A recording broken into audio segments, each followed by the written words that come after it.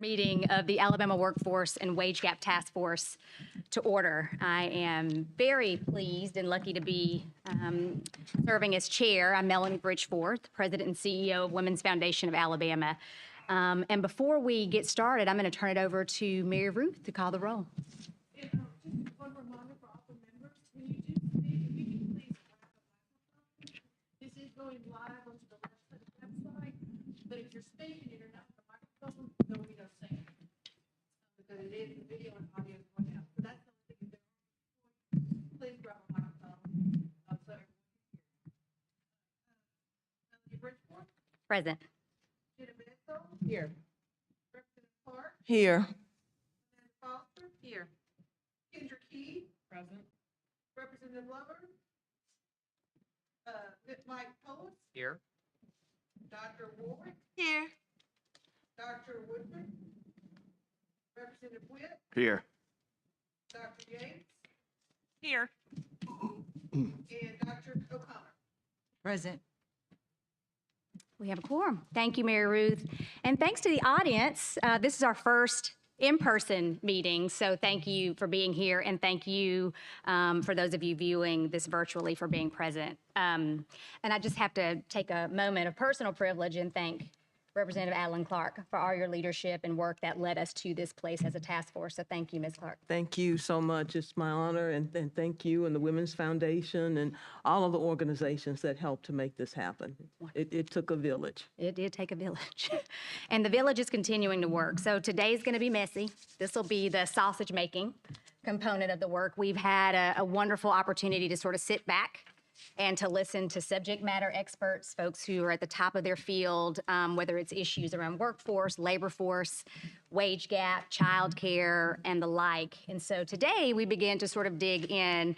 And what we have done for you all is try to put together a discussion guide. The conversation could get pretty robust pretty fast. We wanted to try to organize it a little bit through, welcome, Representative, through some key findings. So I'll sort of set up some overarching key findings from the discussion guide, and then we want to get into your thinking and your thoughts around some potential recommendations. And many of you responded to an email that we sent out to the task force, so thank you. But we also want that conversation to happen publicly. The most important part of this task force is that it's transparent and open to the public, and that this good work that we are going to be recommending to the legislature comes from this task force. So just a reminder on our sort of timeline of events. We had our first meeting August 16th, and that's where we began to really dig into some of the data on what's happening in our state around labor force and around wages. Second meeting was September 26th. We brought in some experts on workforce and wage gap, even heard from the Federal Reserve, great conversation, dialogue. And so today is about building consensus around the direction that we want to begin to go in terms of making formal recommendations to the Alabama legislature. They can't do it all, right? You gotta help them, we gotta help them whittle it down and be laser focused on what are some of the key opportunities and policy levers that they, as a decision-making body, can pull to begin to close labor force and wage gaps for Alabama workers. So very excited to be in this sort of sausage-making process. So any thoughts or questions before we open up? Any housekeeping or anything anybody want to say before we jump in here? Perfect. All right. So you all have this, and this is just a guide. All right, this is just some way for us as the chair of this committee to organize our thoughts. So what you have in front of you is basically a compilation of information that has been shared over the past couple of months. So we sort of set out some key findings, the first of which I'll just sort of throw out there for the audience. We had a lot of speakers, but one of the things that we felt strongly that we heard over and over and over again was that women in Alabama are paid considerably less than men, and that across education levels, occupations, and counties, and that closing the wage gap is actually a very keen opportunity to boost Alabama's economy. And so that's sort of a key finding. but findings are nothing if they don't have policy recommendations to sort of back them and propel them forward. So this is where I'm going to pause and open up some conversation. We heard a lot from pay transparency to minimum wage to equal pay protections, but I want to pause here and just open up the floor for you all to sort of dialogue around official policy recommendations around this particular finding. And I think Mike and Amanda, you all sent some specific ideas in if you all wanted to kick it off. So, I think the aperture. Just a reminder to speak into the mic. I think the aperture is not as wide as reported, the 82%. I think you have to look at it geographically, and of course, our focus is on Alabama. If geographically you look at the Northeast, you look at the West Coast, you look at that compared to the Southeast and maybe the lower part of the Midwest, women are gaining in the West Coast and the Northeast, but it leaves Alabama as a shortfall, and it's probably based upon a lot of factors that come in from a national point of view as well. We look at a minimum wage here in Alabama that mirrors federal, which is $7.35. Of course, with inflation, nobody on earth can live on $7.35 per hour. Nobody could have done that 20 years ago. So, one of the keys is, I use the word struggle with state legislation to look at upping the minimum wage. And me as a human resources professional for a manufacturing company, we've certainly moved off of $7.35 per hour. I mean, we have a temporary workforce service that's kind of bottom line, and they start at $12 an hour.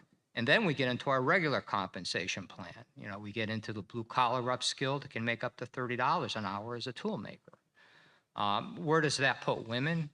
I think there's some other variables that come into play.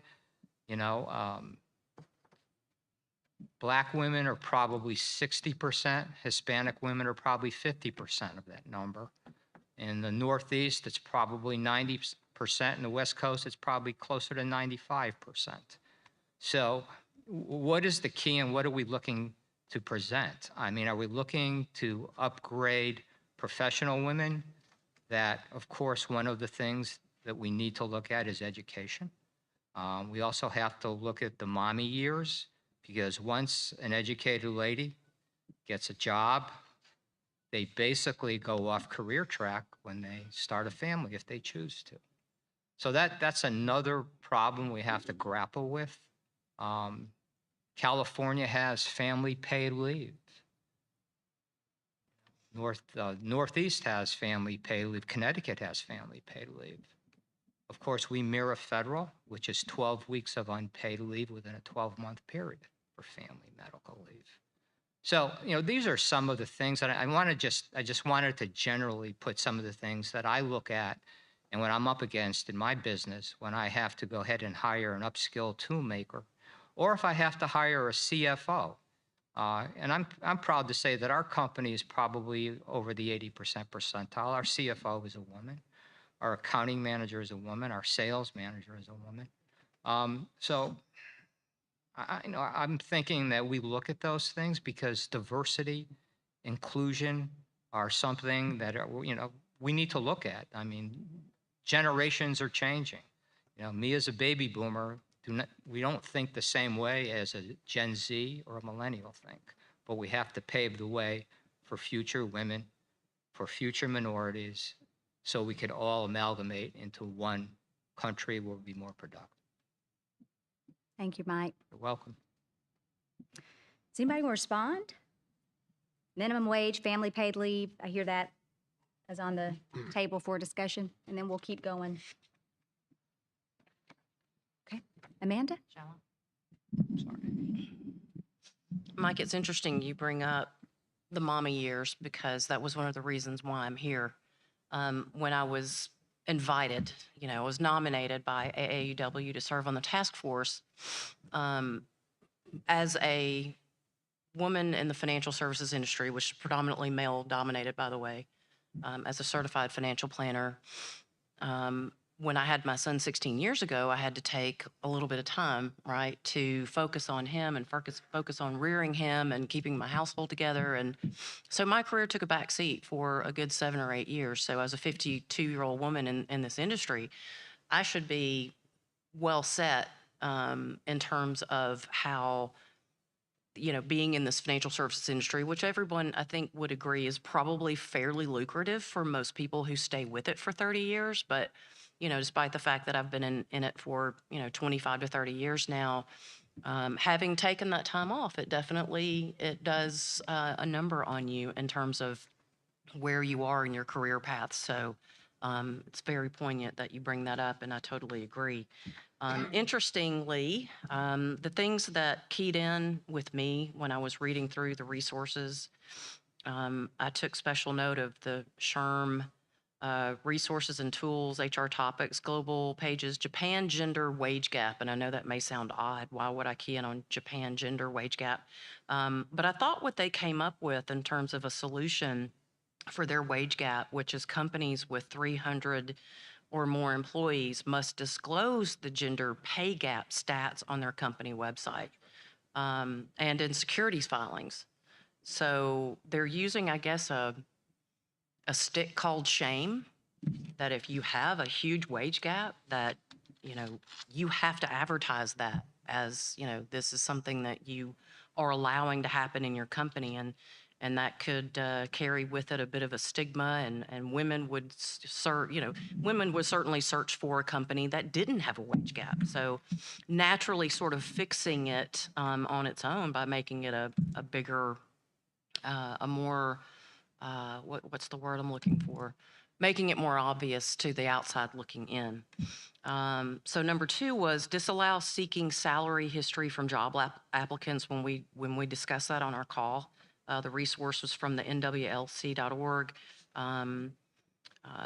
Asking for salary history perpetuates pay discrimination from job to job. But that really seemed commonsensical to me, that we should tweak that part of the legislation, that's an obvious low-hanging fruit of something that could help remedy the situation in terms of not having, whether it be male or female, having to disclose their prior history, because I see that as a handicap. And something that, especially knowing from the research that women are perceived more negatively in salary negotiations naturally, then that would remove, an obvious obstacle. The other thing I noticed was the extending runway for benefits cliff. I looked at the Atlanta Fed information that they provided on advancing careers for low-income families, and the fact that the benefit cliff disincents someone from seeking a career that could better their life for the long run. They sort of get trapped and cornered into accepting a lower paid job, because should they, heaven forbid, seek out a career, quote unquote, they could end up having the reverse happen, that their standard of living actually goes down because their benefit cliff was reached, and suddenly their standard of living is less than what it was, even though their pay may have increased. So that's something that I think is just extending that runway and coordinating those benefits makes sense to me. So Amanda, can I ask a question? And please, everybody, dialogue, jump in. I'm just curious, and this is really for anybody on the task force, because I've been thinking about this conversation on benefits cliff since our last meeting. How would we even go about extending that runway in Alabama? Like, is that so much of eligibility is determined at the federal level? And I know we got some experts in the room who's nodding his head. Yes, that's correct. But then there is some determination that can be made by state agencies, perhaps on some programs around eligibility. Is that right? But I'm looking at Bernard Houston, who's Child Care Services Director for DHR. Everybody, I'm sure, knows him. I'm just curious, like, how we would begin to. Does anybody have any insight onto how that could even be a reality? Is that a policy change? Is that state agencies changing eligibility? What does it look like? I wish I knew the answer Yeah. to that, but coordination, obviously, of Yes. the existing programs. Yes. Um, Okay. You know, what Amanda said about what Japan has done, I saw that same article. That was published through the Society of Human Resources Management not too long ago, and I think I sent that to Blakely. There's somewhat of a conflict here in reference to, what we want to do as private sector business owners, because there are some business owners that on paper want to be transparent, but when it comes right down to it, they look at the overall picture and, there's nothing mandated that says that they have to be transparent on wages. However,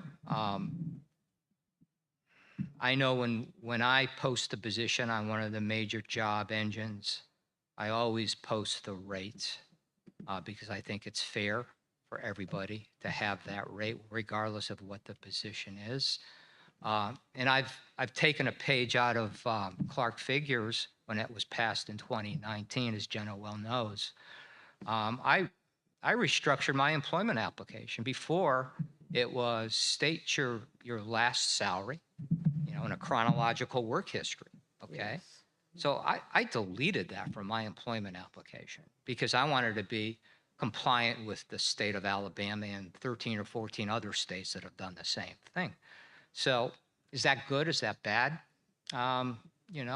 If it's volunteered, what was your last salary? Fine. But, I think whoever's on the other side of the chair that I'm interviewing, I think, they should have the confidence and stand up on their own 2 feet and whatever they've earned, a college degree or whatever, and just focus on that. So, yeah, I'm okay with restructuring my employment application because of that.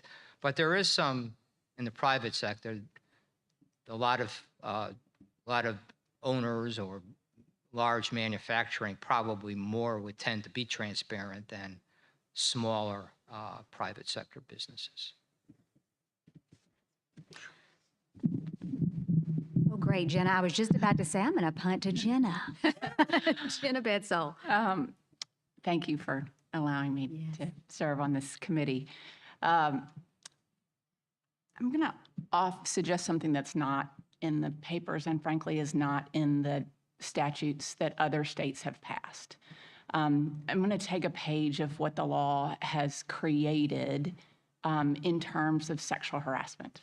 So in the federal laws, there is a defense for employers that if they have a well-publicized policy that prohibits discrimination and harassment, and there is a means by which an employer can receive complaints of discrimination and harassment, and the employer investigates those complaints that they receive and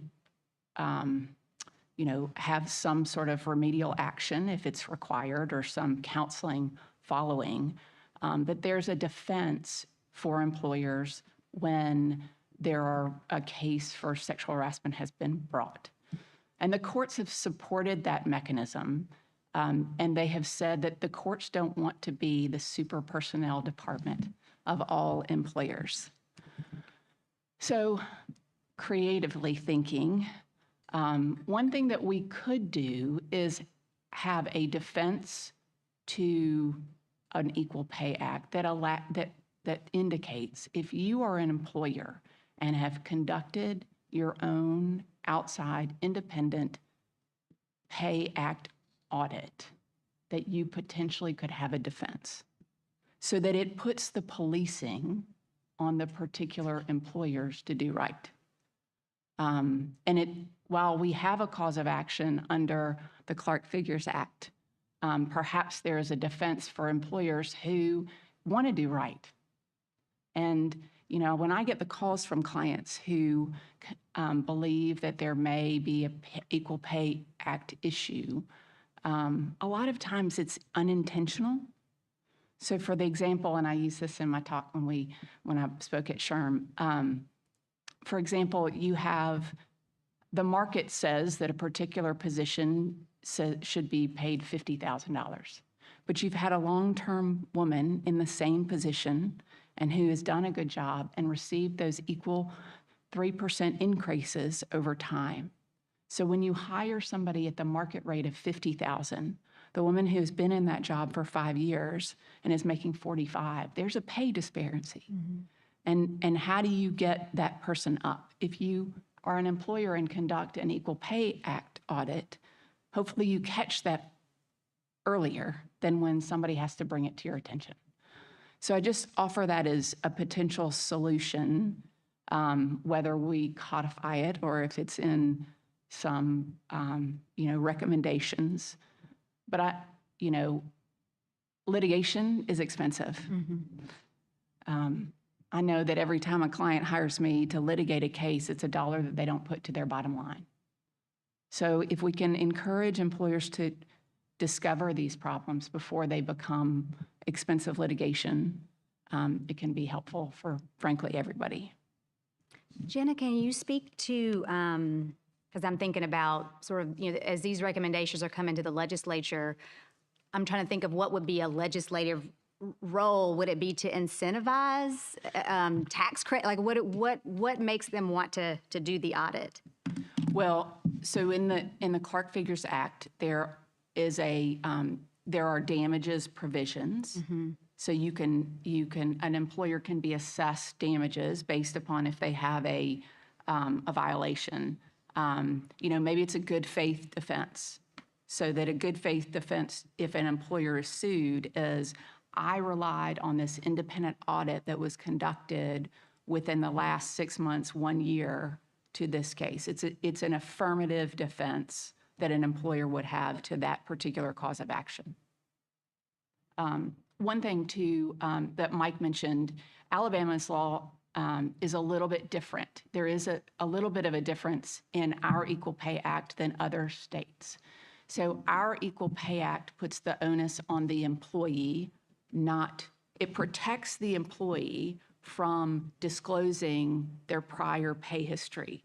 Most of the way the pay disparity acts around the country put the onus on the employer. So and Mike took the proactive step and removed that language from the application. That is, the majority of states put the onus on the employer not to ask rather than the employee not to tell.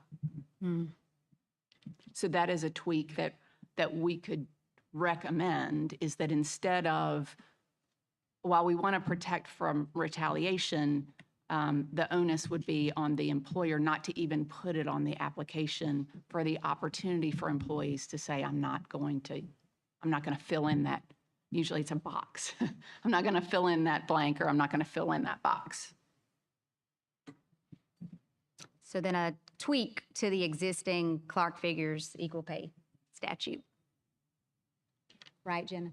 That would be, Yeah. that would bring the Alabama law in line with a lot of what other states do, which is they ban the question. You can't ask that question on the I application. really like the idea Jenna proposed on a legal pay audit, because if you're practicing good human resources principles, you should have a fair, consistent, and reasonable compensation plan. Of course, all variables come into play with different situations, but if you have, a good merit type of program where if someone is rated every 6 months, that merit is done in good faith, and that it's a fair merit increase, regardless of gender.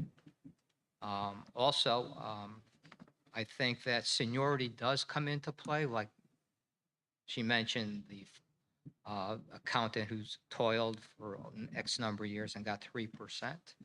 I mean, a good company will stack that person up with somebody from the outside and hopefully promote from within and make it fair if that person deserved the job. Seniority is something that's, looked at really hard with collective bargaining units, with unions. This is a right to work state, so there's not that many unions, but there are still unions here with paper companies and so forth. International Paper still has it. So, these are some of the variables that if something was passed in the State House here on a pay audit, I think that would bolster private sector and public sector to do the right thing. It's helpful. Anyone else want to weigh in on this conversation? Dr. Ward? I wanted to go back to the increase in the minimum wage. And I know when I bring this up, a lot of people say that, well, most people are getting paid more than the minimum wage. But I think we do have to have a significant increase in the floor, especially for part-time workers, and so I'm coming from a college environment, and most of my students are women, and most of them work, and they're working part-time. And, and so there's discrepancy in terms of who gets paid part-time as opposed to full-time wages. And certainly there needs to be some kind of criteria that says that if you're doing a certain job and it's paid this much as a full-time job, then you can calculate the hourly rate for that same job as part-time. So that's something I think, is needed because a lot of college students and women in terms of people that have children and in childcare, they work part-time. Thank you, Dr. Warwick. Any other thoughts on this particular part of the conversation? Thank you, Jenna, for weighing in on the current statute. So we're going to, at some point, break into subcommittees, not now. And so the subcommittees will begin to do the work on how we want to come back. So right now, we're just getting it all out here to see what sticks. So I'm capturing this because we're going to have a break and then do an activity to begin to sort of whittle these down because we obviously can't have our colleagues at the legislature tackling all of this great stuff. But nothing will not appear in the findings that go to the legislature. I want to be very clear about that. Everything we talk about will be a part of the conversation. Just the recommendations, we'll probably want to, at some point come together with maybe your top 3 to 5, let's just say, as a good working number for now. So I'm hearing, because Dr. Blakely O'Connor is helping me capture this for the activity, minimum wage has come up before, it continues to come up.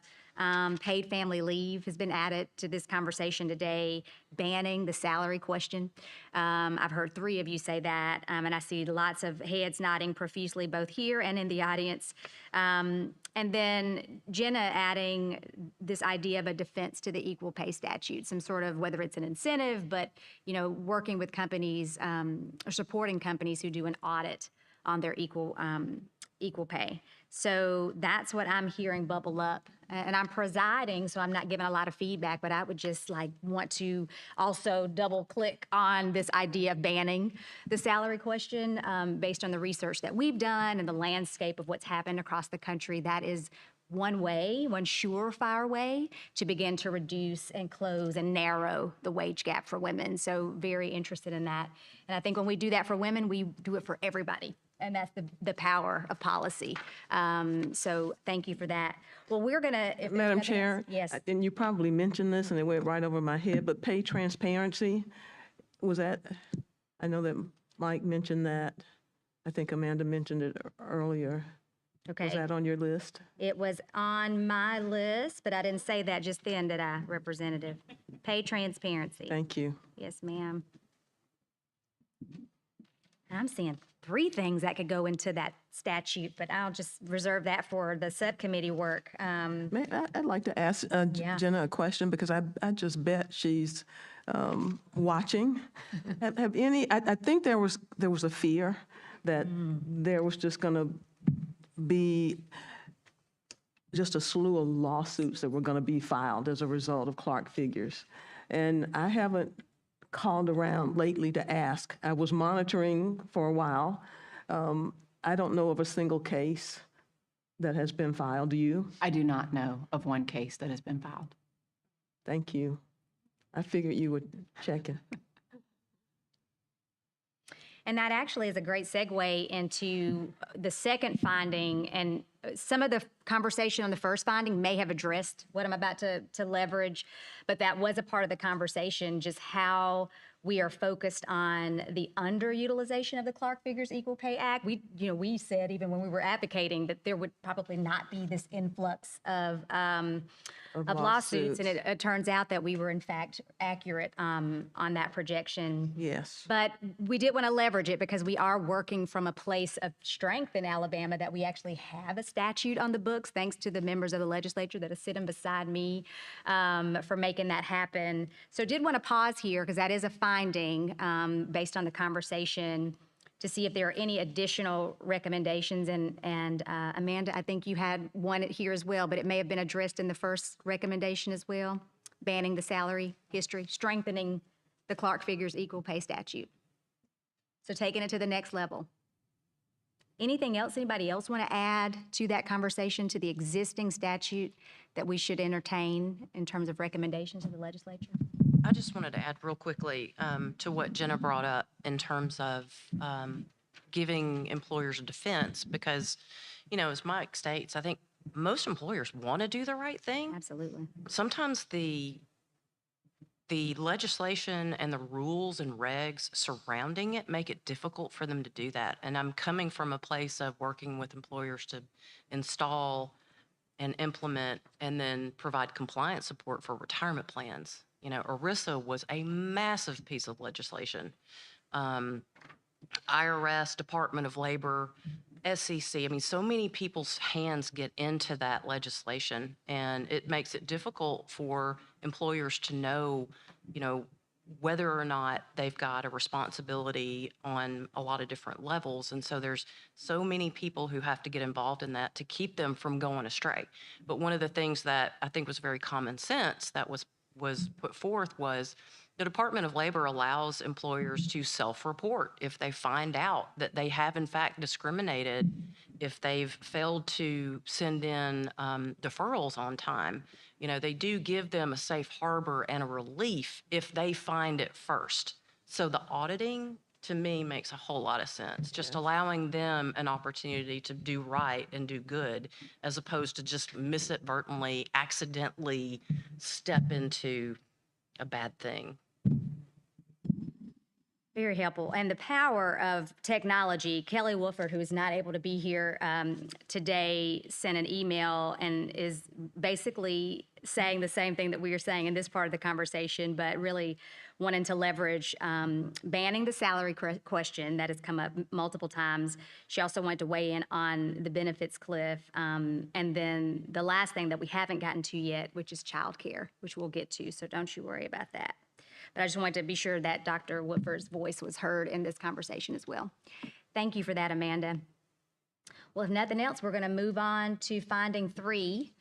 So I know you all remember the robust conversation around labor force participation, and that Alabama currently has the 5th lowest labor force participation rate for women in the nation.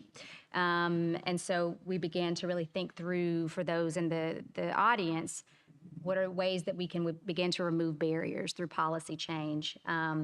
So the finding that we came up with, just to sort of corral us around this particular conversation, is that the labor force participation rate for women in Alabama is the lowest in the Southeast, and Alabama must increase women's participation in the labor force to meet the state's hiring needs. So it's a win-win for everybody. The state needs workers.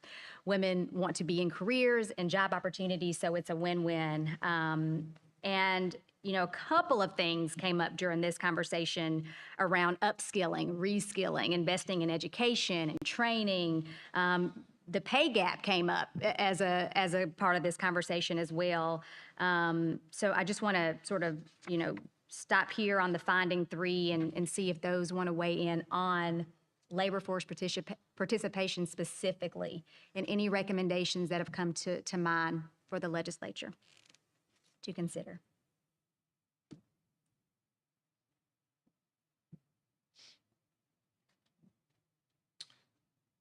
Yeah.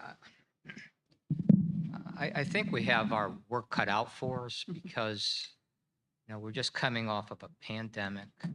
You know, and there was a talent shortage even before the pandemic. So now we're looking at buzzwords like the Great Resignation, and basically it's put us to a kind of a confusing economy where we have high inflation. However, there are 2 to 3 jobs to fill more than there are people. Now, those are all big numbers that the Department of Labor maybe puts out, the Bureau of Labor Statistics. However, there has to be something to be said about focusing on Alabama and where our needs identify to make the wheels turn here. You know, sure, we have a 2.6 unemployment rate, which is one of the lowest. But how are these jobs, or what are these jobs that are being filled? You know, manufacturing here, like every other state, is really, really gasping for air when it comes to upskilling in the trades. You know, in theory, there's some marvelous programs just right here in Montgomery. However, they're not working. You know, I've been very active with MPACT, which was, you know, a former mall, but now public high schools, they all funnel in to students that are somewhat mechanically inclined, or even wants to do fire, police, or nursing work. But I'm always interested in welding, electronics, and wood shop and machining. So I'm pretty close to that. Now, the pandemic has turned that upside down. And the pipeline even to the 2-year trade school has really slowed. I mean, the classrooms are half empty. You know, 15 years ago, I would call the welding director at Trenholm, and he would send me 2 or 3 students, and we would look at them and take 1 or 2 to grow them. That's not happening anymore. I don't have the answer. I just know that we're at a shortfall. I think, Madam Chair and fellow task force members, we've got to do a better job overall of educating our students. I think historically, we still look at many professions as being the jobs of men and the jobs of women. We've got to do a better job early on of letting girls know that it's okay to be a welder. Austell, down near me, says that to do certain intricate work on the ships, that women are better suited for that. And so they recruit women to do that particular type of welding. We need to make sure that all industries, all schools, you know, do a better job of introducing females to various types of work and not limit us so much. I think we do girls a disservice by having them think that they can only do a small percentage of the jobs that men can do. It's all about education and training. We've got to try to steer young ladies in the trades at community colleges and have them know how lucrative I think more of us will go into those fields if we knew how lucrative they are. When I talk to students in high school, I tell them that in my next lifetime, I'm going to be a plumber. And they look at me and shake their heads and they want to know why. And I explain why. So that when you got a clog over the weekend at your house, you know, I can come and charge you double for coming to make that repair.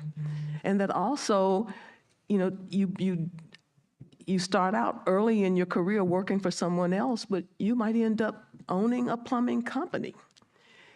I just think, and I know that AAUW does a good job of talking about that, Amanda, about how we've got to help young ladies move into a wider variety of careers. And you might want to expound on that. You all do a very good job of advocating in that respect. Thank you. Yeah, I know in our neck of the woods up in Huntsville, we run a camp every month, every summer during the month of July, we take young girls, middle school age, and immerse them for a week long in a summer camp. And the only cost to the family is $50.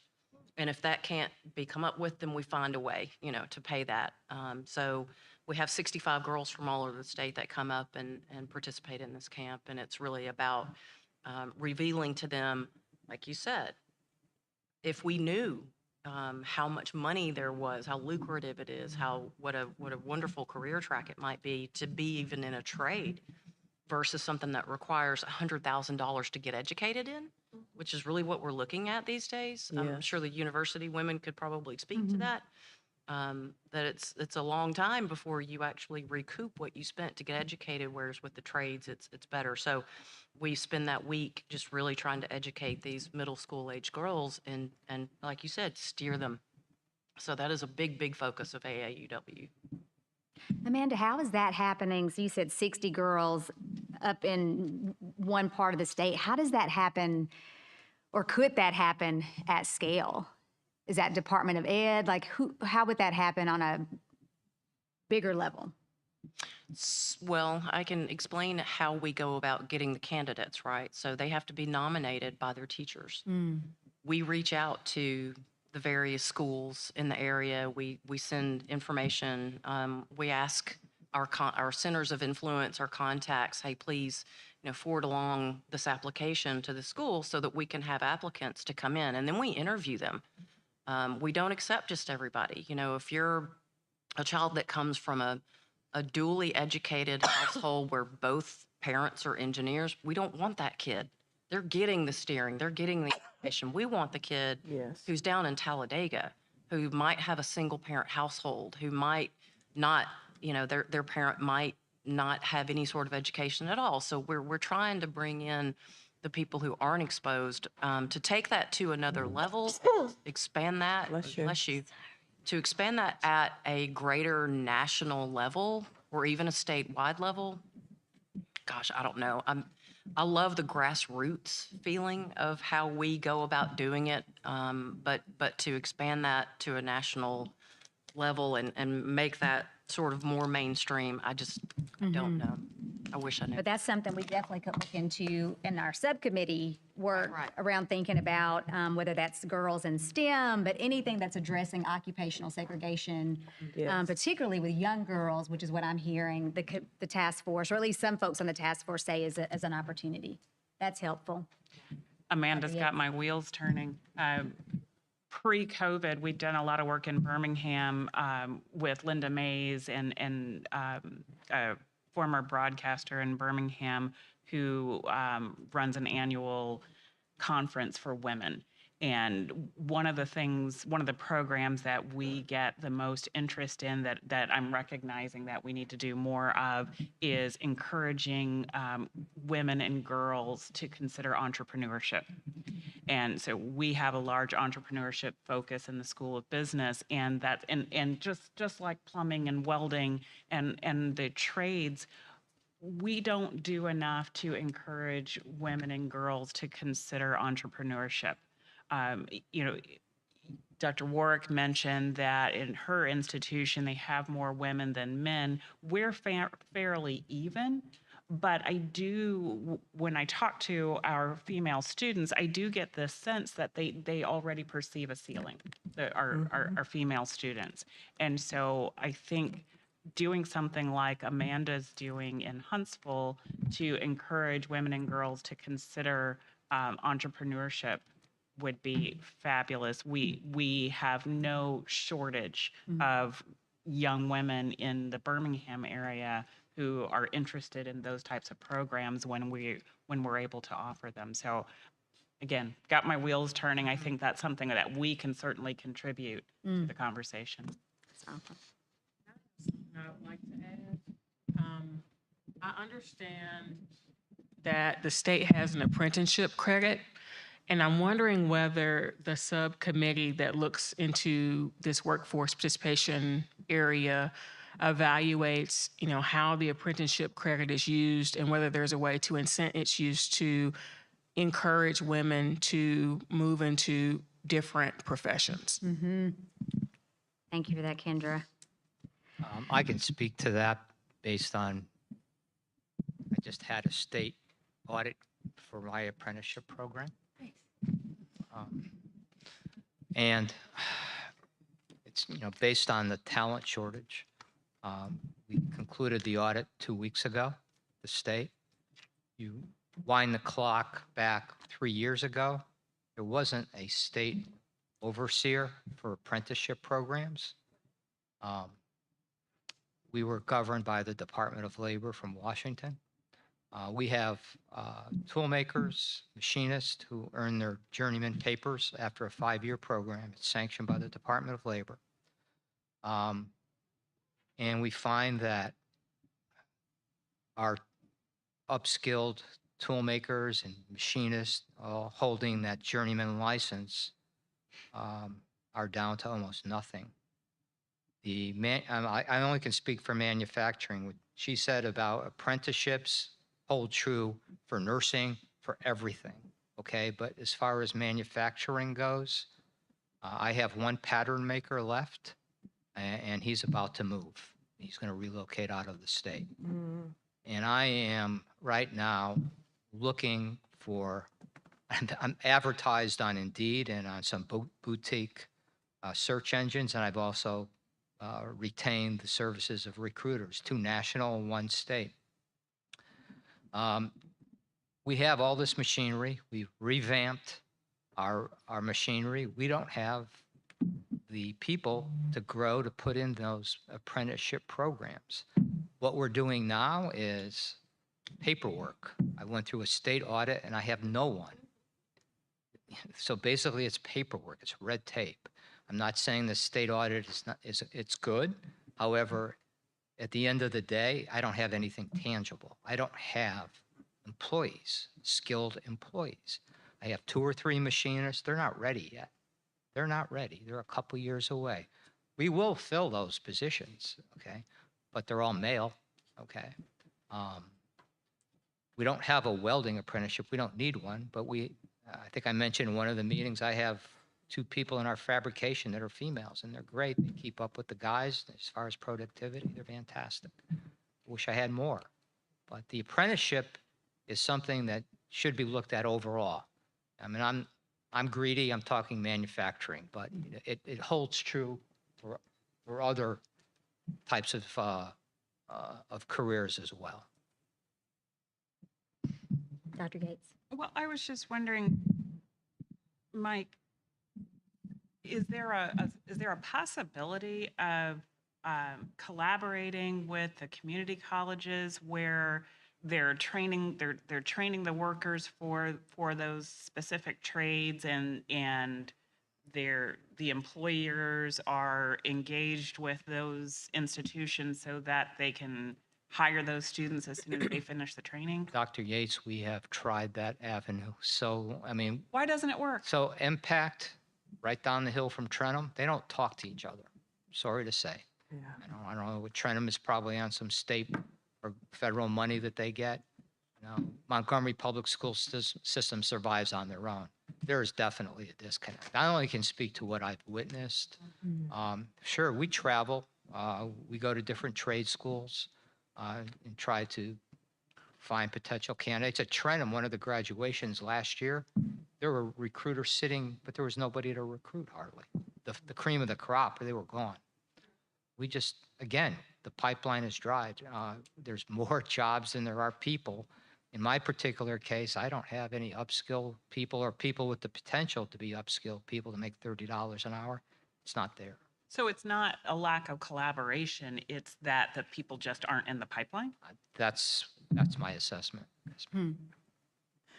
I can say that in Mobile, we have an example of a successful partnership is Airbus and our Bishop State Community College. And that partnership that collaboration is working very well. I don't know if my colleagues are familiar with any other, or perhaps other task force members are familiar with other such collaborations, but it requires, everybody's got to get outside the box. You know, Chevrolet and Mercedes have a similar collaboration, isn't that right? do you want, Yeah, is that correct? I hope so. Yes. Yes. Robin is saying yes. Those are all good companies, and they're big companies with deep pockets. Here it's Hyundai, and the tier suppliers. You get a mid-level manufacturing corporation, can't compete with Airbus or with Hyundai. Um, you know, Trenum's built a whole manufacturing vestibule training about 6, 7 years ago. But, Hyundai, and I'm great that we have Hyundai, but, when you look at other mid-level manufacturers in the river region, the competition is tough. Anybody else want to add anything to this conversation? This is good. I think the only thing that comes up for me, I'm thinking about sort of the first part of the conversation was really around wages. You guys are naming the subcommittees, and this conversation was really around education and training, which is the opportunity around finding 3. But Dr. Yates, to your question about, partnerships and collaboratives, we are obviously, the Women's Foundation of Alabama is an advocate for gender equity, but we're also grant makers for gender equity and have seen significant success in partnering with community colleges to fund wraparound supports. And I know we're about to get to this conversation in just a minute around childcare and other work supports. There's a vacuum of what people need to get over these humps, to get to those jobs, to get to the training. And so our funding has really gone into community colleges to prioritize closing those gaps like childcare. Partnering with organizations in the community, so bringing sort of all of these human service partners together with community college, with childcare, with workforce, to be thinking about how they're serving families with a holistic approach, and really thinking about parents of students as parents, because that's often what's happening. So I would just leverage, that as an opportunity that we've been sort of channeling for the past 8 years now, to great success. And when we started advocating a few years back, then Representative Bill Poole was on it. I mean, he saw an opportunity to really take this and help us scale so that we're not just moving our resources, but also that state government is investing in proven solutions to closing the workforce gap. So I just want to lift up anytime we are, funding wraparound supports to remove those barriers to work, it's quintessential to women and anybody getting to those jobs. So let's move to, and I'm sure there's going to be robust conversation around this because there has always been robust conversation around this since we began this work. The fourth and final finding that we just could not overlook, in fact, we separated from the others because it was so big, is childcare being one of the most complex and multifaceted issues that are facing the workforce in Alabama. We did discuss that in 2022, the legislature made a historic investment in childcare in Alabama to the tune of $17.8 million. And while this was a critical first step, it is by no means the end of the conversation. I have been in a meeting even this morning with a national funder who is thinking about investing big money in our state and our community of Birmingham. Childcare comes up in that conversation, just like it comes up in this conversation. It comes up everywhere. So I think we have a really big opportunity as a task force to make this a formal part of our recommendation to the legislature. So I'm going to just pause there and open it up for any thoughts or any research you all may have done independently that you want to sort of fine tune what the recommendations might be around childcare.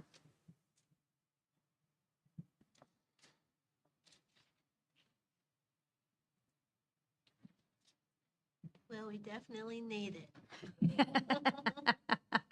How you pay for it, I don't know, but I just found out that we just received a grant from the Aspen Institute for student parents.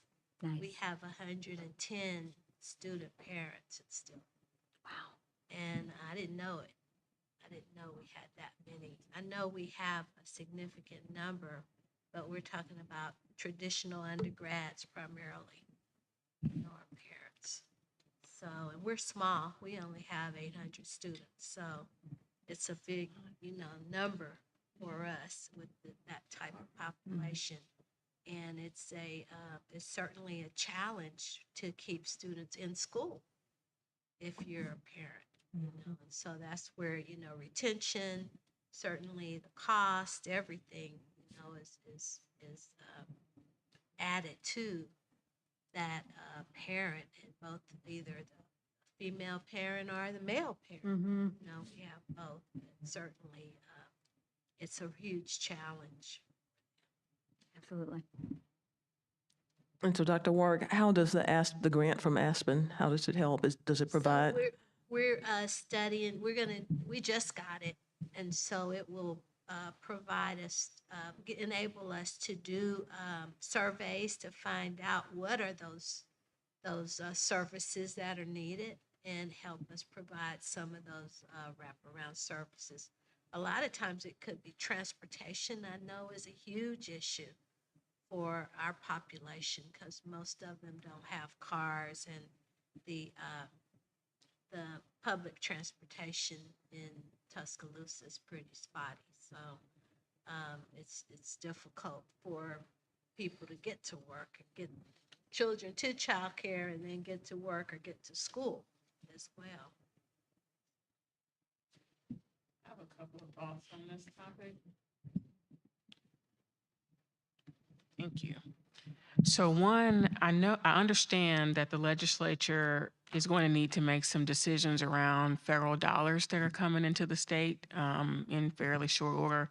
And I know that over the last couple of years, there has been a bonus that has been made available to child care workers for the next couple of years. And we know from the presentations we've seen that the wages of child care workers are extremely low, average of $23,000. It's not a living wage at all.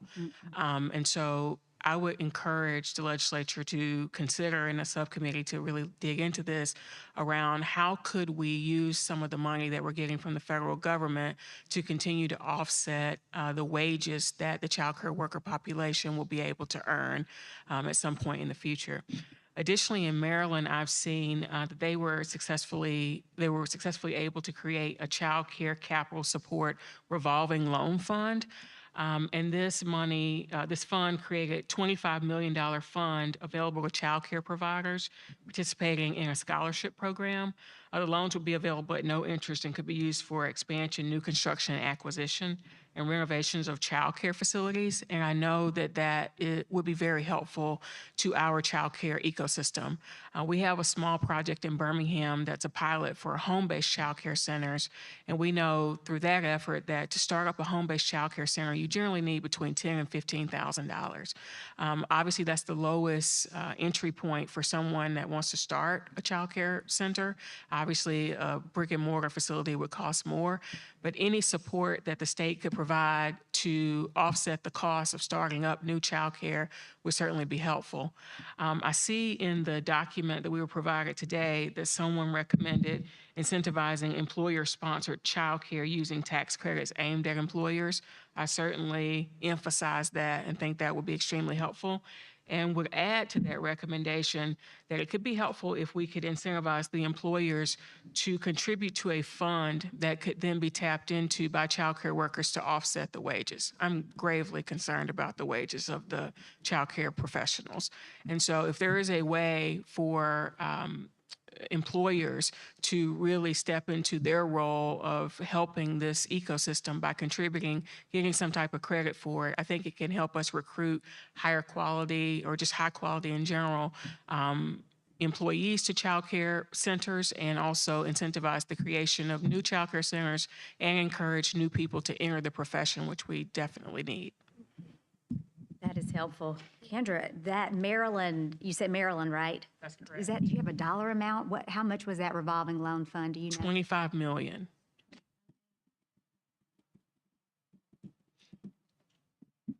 Okay, got a time check here. We got 20 minutes for this part of the conversation, but let's please, thank you, Kendra, for starting us off with such strong recommendations. Thoughts, responses to expanding home-based childcare, and then this creative idea of creating a revolving loan fund, such as in Maryland, to incentivize employers, really address the wage issue of the workforce of childcare, which is $1 billion industry, by the way, for the state of Alabama. So thank you for raising that, Kendra. And then creative use of federal funding while we have it to plug those gaps. Go ahead. Ms. Clark? Thank you. I was trying to collect my thoughts, and I'm not doing a very good job. I was in the air during the last task force meeting, but I went back and listened to the recording, and I was just very impressed with Linda Smith. I know just a little bit about childcare, having been responsible, not directly, but indirectly for a child care center at a former employer. She talked about the model and how it, what did she call it? That it just does not work. That, and I thought it was lucrative. Well, I know that the center where that I was partially responsible for was not lucrative. It did not have as many children, as it needed in order to break even. So, I mean, we constantly had to look for resources to help break even for this child care center in a terribly disadvantaged community. And I think that center, I've moved on, and I think that center may no longer be open, which the thought of that really saddens me, because if a quality daycare center was needed anywhere, it was in this particular community. But as I listened to Linda Smith talk, I mean, it's tough trying to make, I think she said 75% of the revenue is used to pay employees, that you then that leaves only 25%, to put into the facility and curriculum, and that's a sad thought. She talked about some kind of a model she mentioned, and said that it just does not work. And how we correct that, I don't know. It's not just a matter of low wages, which is definitely a big problem in that industry. But how do we make it work? I think she talked about it being a shared responsibility, and there's got to be public investment in it. And Dr. Key, that I think the majority of the money for it, she talked about state revenue going toward K-12 and to our higher ed, but that the state does not put, and my colleagues can correct me on this, either one of you all on general fund? No, not. Anyway, we spend more federal dollars for child care than we do state funding, and perhaps we need to look at trying to match that some way, somehow. It's So increase state funding. I said that on the record, didn't I? I'm over here like writing it down. But it's got to, Linda Smith talked about it being a shared responsibility. It's industry's got to help. The state's got to help. Everybody's got to help. She also talks a lot about creating like an interagency council, that there just is no coordinating body that is meeting and talking about this as a priority. So I would just sort of surface that. I mean, if she's not said that once, she said it 1,000,000 times. Just the value in your DHR, your advocates, your corporate, like all the players coming to one central table, not talking about it sort of in our own corners of the state, but really making it a priority. We have all seen the success of Alabama's first-class pre-K system. And that was a robust campaign and effort I was very lucky to be a part of when I first started my career. But to watch the business community, the advocate community, state government, the governor's office, I mean, there's no wonder we have the nationally ranked pre-K program in the state. It's because everybody came around the table to begin to move in that direction. And so we would invite any opportunity, if you all would entertain that. And I don't know, I'd love to hear from members of the legislature if that's even something that's doable. But Linda Smith, since you brought her up, this interagency council to coordinate all of this work, or else it'll just get like spewed out into its own, sort of quadrants of the world. So I would lift that as well. Well, Innovate Alabama had a listening session at Stillman last week. And the main gist of it is about retaining talent in the state and certainly recruitment of talent. And if there was such an initiative for childcare, that would be a huge way to retain and recruit talent to the state if you did have that, collaborative approach and everyone was working towards, providing that as part of every institution, the employers, the academia, all of that, everybody needs it. Either on the student or even my employees. I mean, the pandemic showed us that. Certainly, we didn't shut down, but when the schools closed, my employees that had children brought their children to work, and we had to have a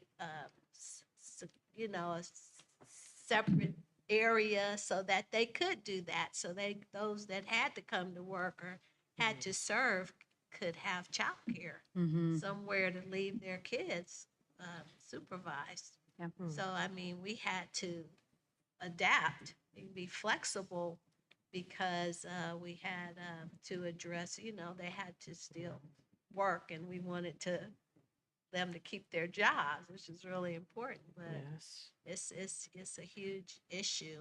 And I think it could be put on as an initiative of Innovate Alabama. That could be something that would be in line with retention and recruitment of talent to the state. Thank you, Dr. Warwick. And I don't want to put anybody on the spot, Bernard, but since we do have the leader of child care services for the Alabama Department of Human Resources, who, by the way, I just want to say kudos to DHR for the hard work of administering a very large federally, not mandated, but just federally funded program. If I'm not mistaken, you all have eliminated the waiting list for child care subsidies. Is that correct?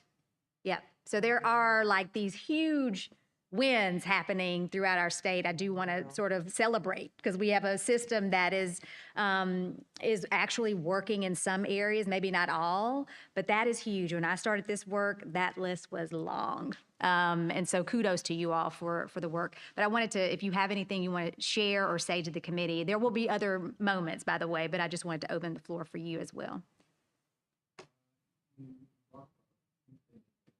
And if I could just hold that thought, Bernard, we're going to get you a mic so that the people listening in the skies can hear you. And so that I can hear you. That's right. People in the actual room, too. Oh, sorry about that.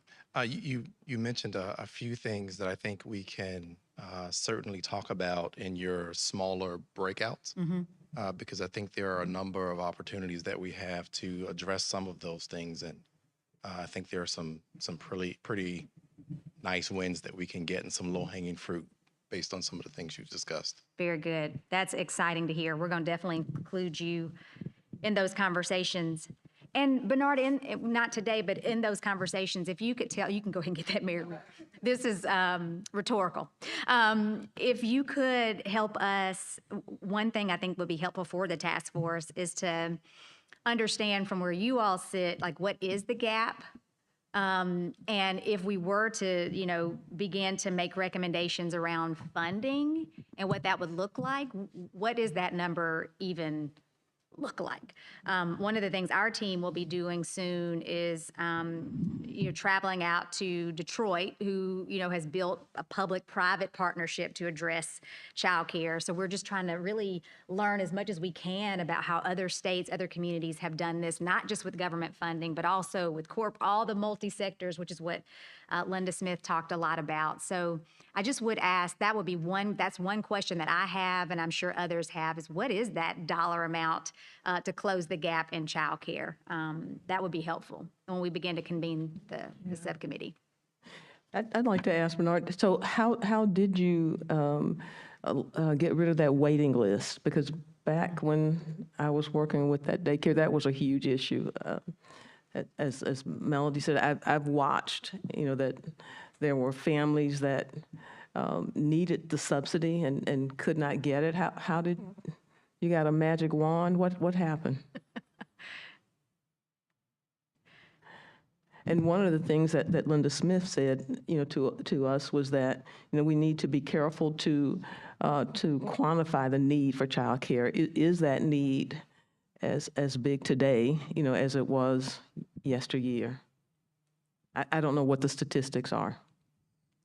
I know one of the things that Alabama did is use some of the additional federal funding that we had to increase eligibility for subsidy and to provide more subsidy for people who are on the waiting list. So that's one of the major things that we did to get rid of the wait for parents. Thank you. Thank you for that question, Representative. Thank you, Bernard, for letting us put you on the spot. Appreciate it. Any other thoughts or questions around this particular finding on childcare? This was really good discussion. And if I could capture or recap what I think I heard, I'm going to couch all of this under the revolving loan fund, but around addressing the workforce of childcare itself, using federal dollars in an innovative way to continue to close those funding gaps. Home-based childcare. Did the Maryland revolving loan fund, was it also targeting expansion of home-based childcare? Just says childcare facility, so I have to dig Okay. into the specific types. Okay, but we can maybe do that in the subcommittee. That would be an interesting foray to understand.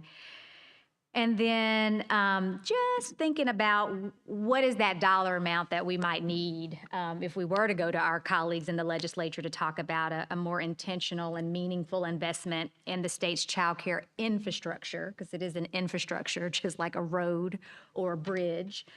So what that dollar amount is. And then I'm just going to, continue to leverage this idea around some sort of interagency council, so that whatever the recommendation is, there is an accountability arm that is like driving that work forward, and that we are very clear when we look at the state of Alabama that childcare is a priority and not just a nice little talking point, but that we are seeing it show up in the actions through funding and other sources. So that in less than an hour is a great, I would say, start at sort of culling through what are the recommendations of the task force. So what we are going to do at this moment, because I'm sure everyone needs just a bit of a break, is take a 10-minute break. And then we're going to come back, and then we're going to try to take everything we've discussed. And Dr. Blakely O'Connor on Women's Foundation's team, who leads our research and development, is going to take us through a bit of an activity to try to sort of get these ideas narrowed down. I can personally see some areas where, there may be duplication. So nothing will be lost. It'll just be a matter of like how we fine tune, and it's not final. Let me be very clear, not final. We just want to begin to get a pulse on where do we want to go as the task force. Yes, ma'am, Mary Ruth. Foundation had brought some snacks, and so I do have those over here and more water for anyone who needs it during their break. That is very important. They are not steak dinners, but they are snacks, and we do want your tummies to be full. So we don't want you to leave nor exit, because this is the part of the meeting in the next 30 minutes where your voice will very much be heard and matter to this creative process of policy shaping to close the workforce and wage gap task force. So with that, I'm going to give us about 10 minutes, and Blakely's timing us. Thanks, everybody.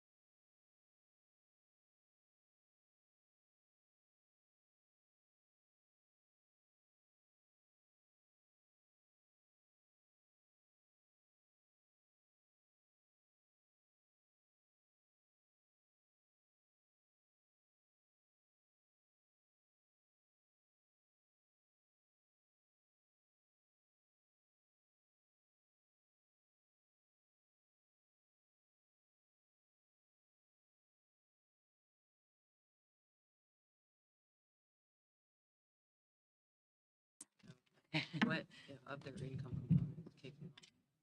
For taxation that they could possibly avoid?